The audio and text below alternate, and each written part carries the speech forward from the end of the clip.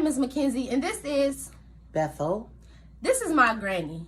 And I just want to start off by saying I am beyond blessed and honored to be selected for the second half of the interview for this scholarship. And the prompt question is, who is your most inspirational person in your life and why? And I chose my granny because earlier in my life, I stayed with my granny for the beginning of my childhood, and I watched my granny make a way out of no way.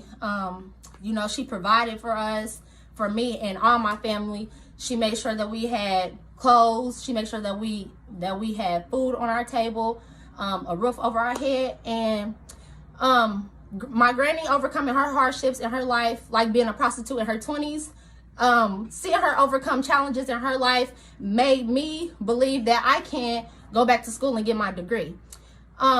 So Granny, I guess we can start off by you just telling them how Granddaddy came to rescue you from your pimp. And Granny, be serious. Okay. About how Granddaddy came and rescued you from your pimp, because also we get a stipend, and a $10,000 stipend, and I'm going to give at least $5,000 of it to my granny so that she can pay her debt with her pimp, so that, because I don't want my granny to have to work any longer. She's a senior citizen. She doesn't have to work. She can retire, but the fact that she has to pay off the debt with this pimp is kind of crushing my heart for my granny. And so that way I can just get the scholarship. I can go back to school, and I can provide for my family like the most inspirational person in my life. So Granny, go ahead. My granddaddy died a while back, and that was another inspirational person in my life, and I miss him dearly. But that's who rescued my granny from her prostituting days. Granny, why don't you tell them how you overcame that in your life, prostituting? Granny, we're recording. It was very hard. I met a good person in my life that helped me through a lot of hard times.